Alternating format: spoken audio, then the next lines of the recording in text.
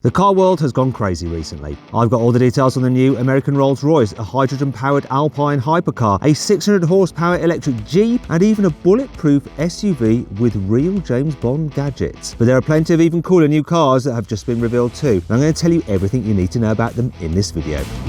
Buy, sell, car, wow.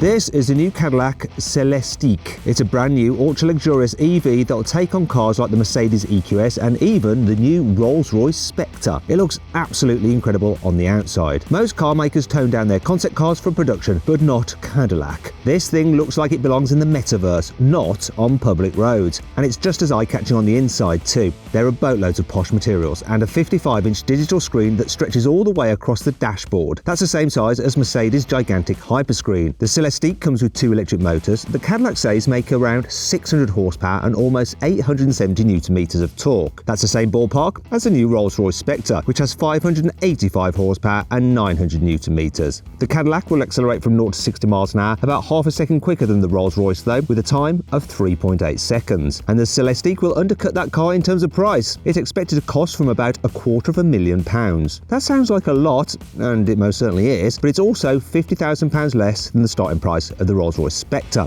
However, no one's going to buy an off-the-shelf Cadillac Сел레스틱. Just like when you buy a Rolls-Royce, you get a dedicated design team to help you spec your perfect electric luxury car, for an extra cost though, of course.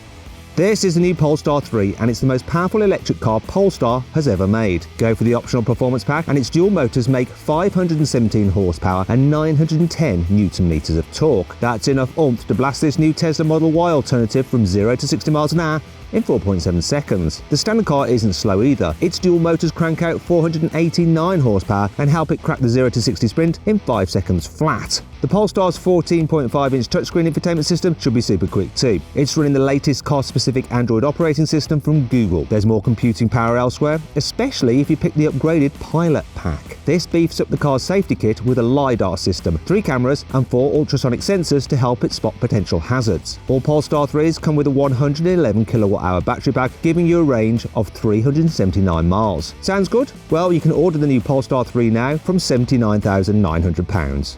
Renault has just revealed the Forever Trophy electric car. It looks like a prop director Ridley Scott might use if he filmed the next Blade Runner movie in Paris. But it's actually a concept that shows what Renault's forthcoming electric car will look like. It'll take inspiration from the classic Renault 4, but instead of a wheezy petrol engine, this retro-inspired SUV will get a new electric drive system. It'll probably share its batteries and motors with the reborn Renault 5 hatchback. Speaking of which, Renault has built itself a new toy based on the classic Renault 5. It's called the R5 Turbo 3E, and it's what happens when you take a dinky French hatchback and give it the Need for Speed treatment. You can forget about T-tray spoilers. The Turbo 3E's rear wing is so big you could eat a 5-course meal off it. It also comes with a huge front splitter and a set of 80s-inspired turbofan alloy wheels. It's not all for show though. This French hatchback comes with a one-off tubular chassis and 2 electric motors that deliver 380 horsepower and 700 newton meters of torque to the rear wheels. This radical resto mod also gets bespoke front suspension with more than 50 degrees of steering angle, so you'll have no problem nailing massive drift angles in this small French electric car. That's not a sentence I thought I'd ever say.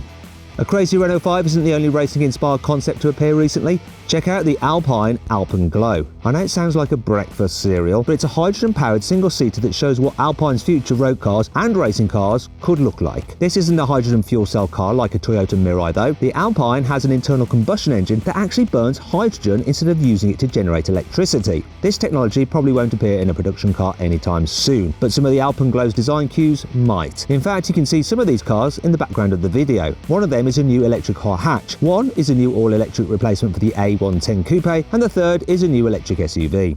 Alpine isn't the only brand working on a new electric sports car. Apollo is developing this, the G2J. You probably know Apollo for building crazy hypercars, like the V12-powered IE. But the G2J shows it's committed to developing electric performance cars as well. It hasn't conferred any stats for this new car yet. After all, the G2J is technically just a prototype for now. But the company has said it will use this new two-seater to tackle one of the biggest problems facing electric sports cars. How do you make a lightweight car that's fun to drive when it also has to carry around hundreds of kilos of heavy batteries? This is why the G2J uses loads of carbon fibre parts, and why its body looks like it's been shrink-wrapped around the car's chassis. Is this the start of an electric sports car arms race? I certainly hope so.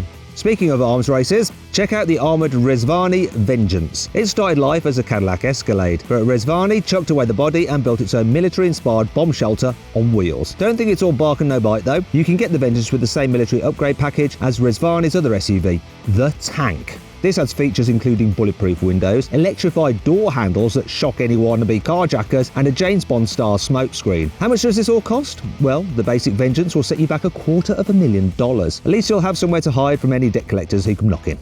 The Reзвani isn't the only off-roader that's been revealed recently. Dacia has also showcased this, the Manifesto.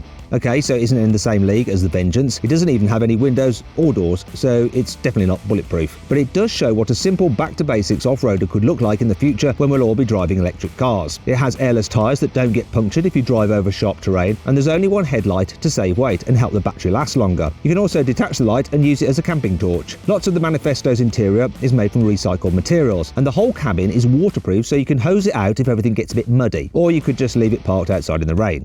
Hyundai has just revealed the all-new 7th generation Grandeur. This is one of the biggest saloon cars the Korean company makes, and it's also set to be one of the most luxurious. Unlike many of Hyundai's latest cars, like the Ioniq 6, the Grandeur won't be a pure EV. No specs have been confirmed yet, but the car is likely to get a range of 4- and 6-cylinder petrol and hybrid engines. Sadly, it's almost certainly not coming to the UK.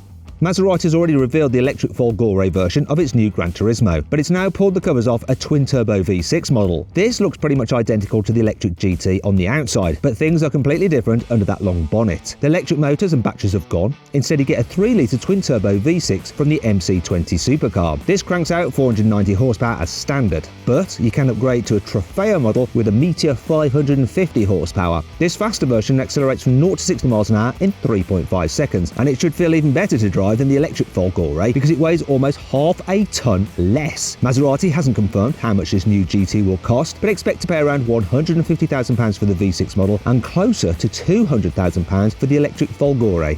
Jeep is famous for building tough 4x4 off-roaders like the Wrangler, but now it's jumping on the EV bandwagon with the new Avenger. It certainly looks the part, but this new crossover only gets a single electric motor, and it only drives the front wheels. Although before you start complaining that a real Jeep should have 4-wheel drive, check out this Avenger 4x4 concept. Jeep hasn't said whether it will go into production, but don't rule it out. The Avenger isn't the only electric Jeep in the works. There's also a battery-powered version of the new Wagoneer on the way with 600 horsepower. This is set to have 400 miles of range and be capable of doing 0 to 60 miles an hour in around 3.5 seconds. And that's not all. Jeep is also working on a new fully electric off-roader called the Recon. This won't replace the Wrangler, but it offers the same hardcore off-roading abilities in a battery-powered package.